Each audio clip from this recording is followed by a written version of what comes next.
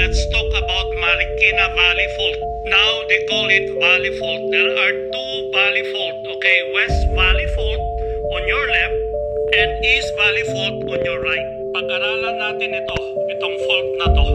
Discovery and study of Marikina Valley Fault started in 1923, renamed the Valley Fault in 1963. Detailed mapping of the fault started 1990. More in-depth studies were carried out by PHIVOLCS and experts in the 2000. Distribution of active faults in the Philippines. Yan mga yan. Let's talk first about East Valley Fault.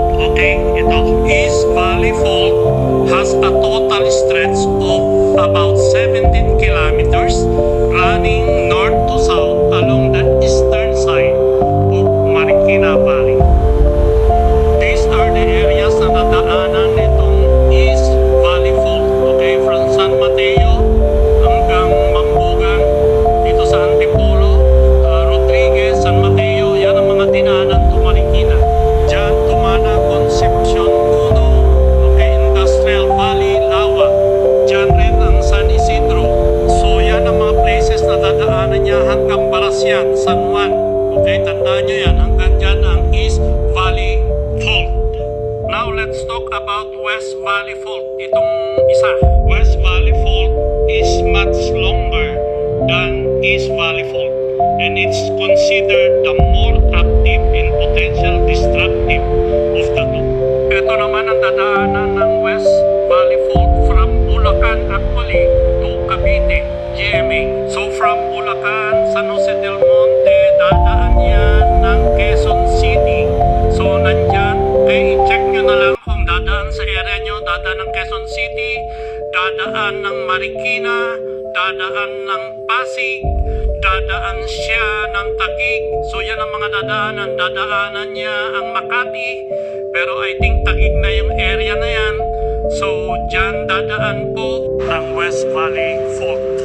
Mahaba nito because yan kaya dadaan na rin po siya ng Muntinlupa, San Pedro. Pakitignan nyo na lang po yung mga places kung nandiyan po kayo nakatira. Pag hindi nyo na-record o hindi nyo mabasa, screenshot nyo na lang. Tingnan nyo yung mga places nyo. Mag-iingat po tayo. Mag-iingat po tayo. Okay? Hindi po ako nagkaka-alarm dito, pero ayan po, may fault dyan sa ilalim ng lupa that it could cause a possible earthquake. Yan po ang sinasabi kasi nila na big one. So mag-ingat po tayo. Mag-ingat po tayo. I know na ayaw po natin mangyari to. So yan portion na ng Kalambayan, portion na ng GMA yan.